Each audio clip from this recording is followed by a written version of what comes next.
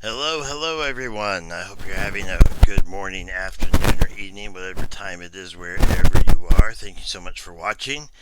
I've had this for quite a while.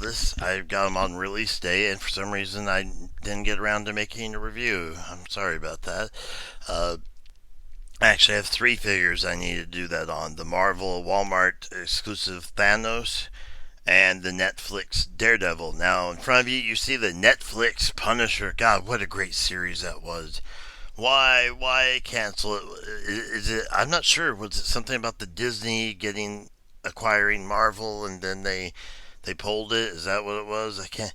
But between Daredevil and Punisher, those were just like top notch. The acting, the cinematography, everything.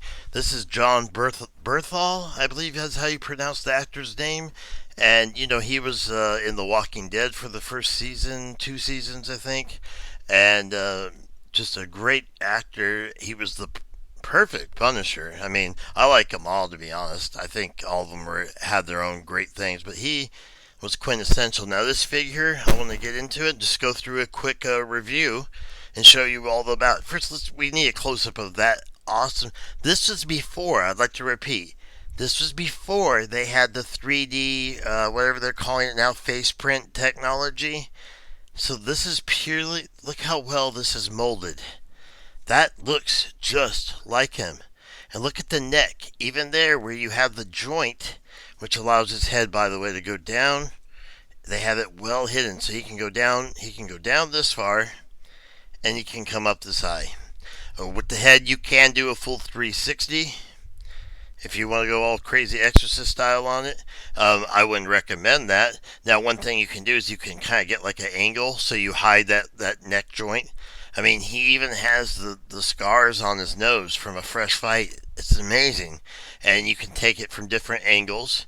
Um, Now, he comes with what I believe, somebody correct me, I don't think that's a Desert Eagle. I think it's a 45 semi-auto. But it's all solid silver. It's not the best. Let's take a look. It doesn't have. I mean, it looks like a working gun and it fits his hand perfectly, and I'm okay with that because it's the Punisher. But you know, there you go, hold it gangster style.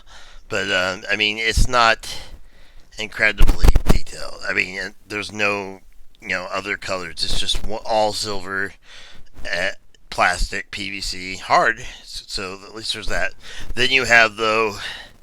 Now, somebody correct me if I'm wrong, but I believe this is either M4 or M16 or M60. I think it looks more like an M60 with a grenade launcher attached, but I may be wrong. Now, once again they were ahead of all the other figures with the hinges, the use of balls, the ball joints with the hinge in them. The very same problem I had with the second sister in that second sister video where her feet would not move. Well, the reason is, you see, you have a ball joint. That light is just a little too bright. Hold on, there we go. Look at, by the way, the detailed sculpting of the hands, the veins, all that. But see, that allows you to supinate, which is go out, and pronate the hand. So you don't have to just worry about the elbow. You can actually, there we go, you can move that hand in. It might be easier to demonstrate on this one. You can get that hand in and out just a little bit. It's not a lot. I mean, it's not like you can move it a massive amount, but you can get it. It helps with a little extra posing. As far as that gun, though, they did do a lot of detail, even though it is, once again, one solid piece of PVC. I mean, it is what it is. I mean, remember, these are only $19.99. You have a really nice PVC coat, and the great thing about the trench coat, besides it looking so cool, is that it comes off, and as a bonus, the material that they used for the hard PVC of the arms, the outer layer, the paint, whatever they applied, kind of gives it that same texture, both in appearance and somewhat to the way it feels.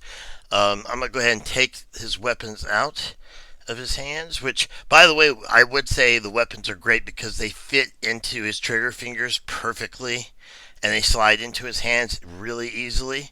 Let's continue going through the articulation, though. So you have a ball joint with a hinge in the shoulder. So you go down, out, get the full 9 yards, and then you have the elbow. The elbow joint will go straight. And this might actually demonstrate what I was talking about with the hand a little bit better. Let's just see. Let's just show you. His hand straight out, and then we pull it up. Well, for some reason, it's not wanting to cooperate. There we go. And by the way, his elbows are double jointed. But I recommend keeping the elbows like this, and then you can go 360 width of the arm up here, and I believe 360. Yeah, 360 at the elbow. Now again, with posing and all that, you don't want to do too much of that. Now see, that arm does bend up there, so that's where you want to kind of have it going. And you can bring it all the way across. He can hold the M60, we'll call it that for now, in both hands, and so that's really great. Let's go ahead and see if we can get this coat off. So you can once again, you raise the ball joint, straighten out the arm, raise the ball joint. Make sure when you do this that the ball joint is actually in, that you have the shoulder joint in, and that you're all the way. So you want it out all the way, fully extended, the guy from Creed pose, with his arms straight out.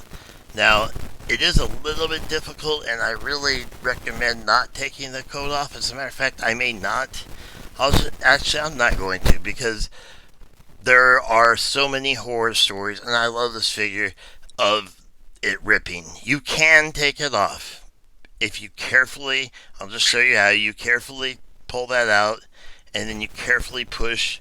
Then you take it up on the other side, and you basically go centimeter by centimeter and slide it off. But he wasn't really designed. There's no special design. As a matter of fact, take a look. You can see that he has a huge gash where the ball joint is for his torso.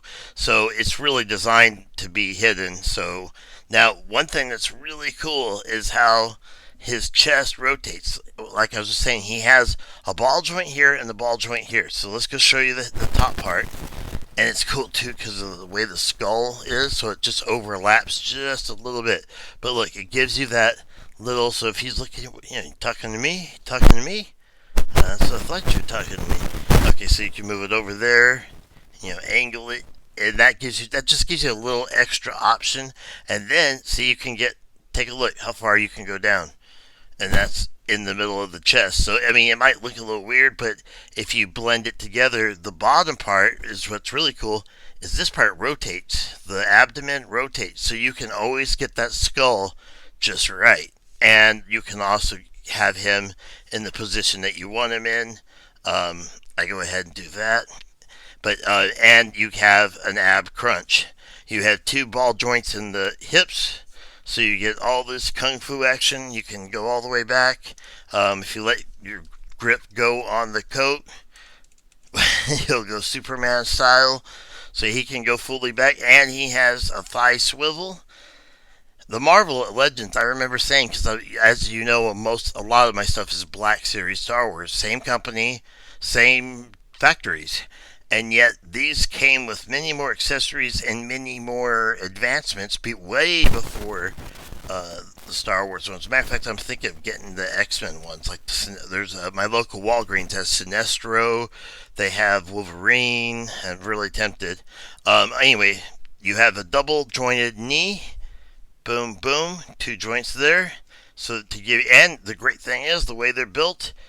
And the way it's the seam, it just looks kind of like his pants. So it's a natural look, and they kind of snap together with a really, really firm. So it's really great. Okay, down here at the feet, you don't have like an ankle rocker, but you do have one down here.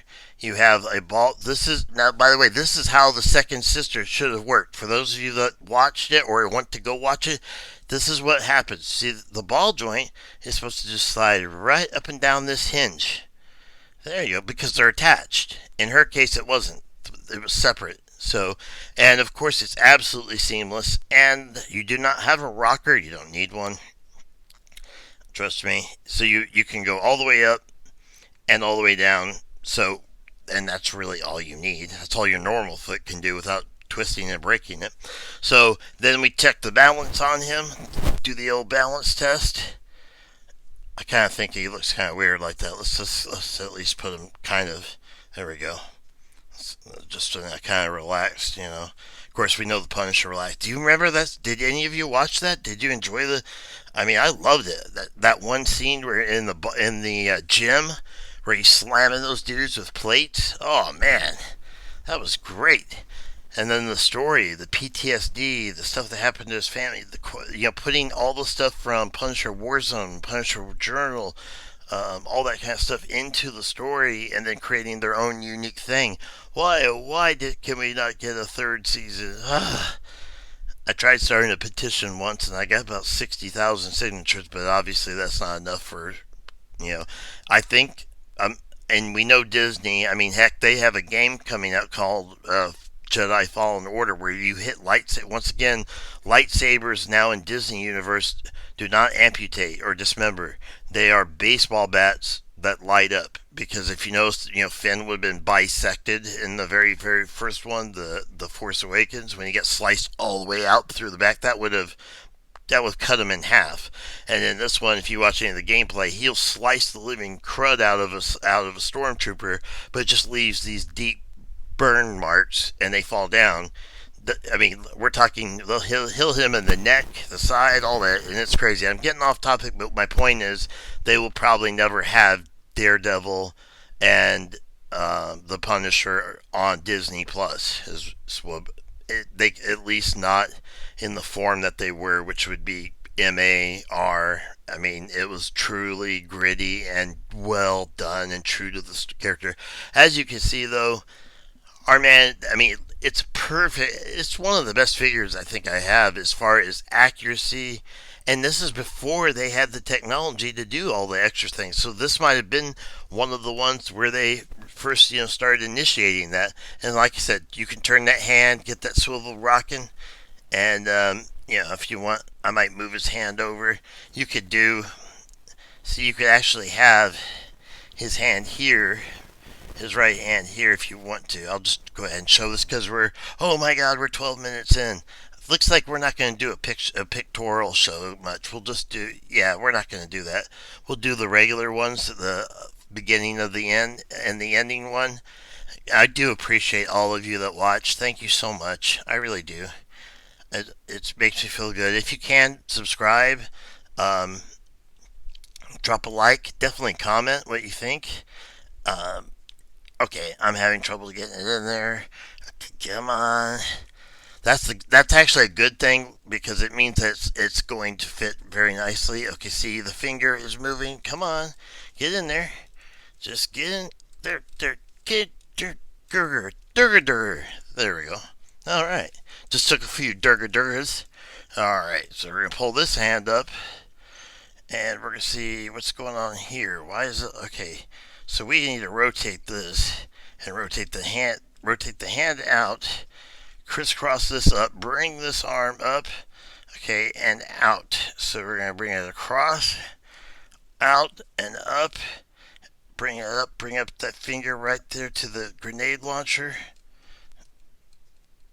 Boom. Yeah. Okay. Oh, he's ready to go. And then by being able to adjust the top part and the head, you get a heck of a stance. And look how easy he is to balance. That really looks like him.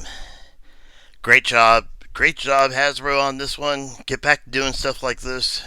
You've been doing a great job with the Marvel stuff. Kind of do the same with the Star Wars, please. Thank you. I hope everyone has a wonderful morning, afternoon, evening, or night. I really do. Thank you so much for watching, and I'll see you in the next video, which will be the Daredevil Netflix Legends figure. And then, like I said, Thanos. And tomorrow, I'm doing the research tonight to do a full lore video of Lord of the Rings. And I'm going to be doing the Mouth of Sauron Toy Biz figure. Pretty rare figure and a pretty rare character. So we'll be going into the lore on him, which isn't too extensive. And then eventually I'm going to get into Sauron. I'm going to go with this theme of getting all the bad guys done first, and then we're going to go into the good people. So So I just thought that would be kind of an easy way of organizing it. If you have ideas on that, let me know. Thank you so much. Once again, I appreciate all of you. Have a wonderful time. I've already said that, and I'll see you later.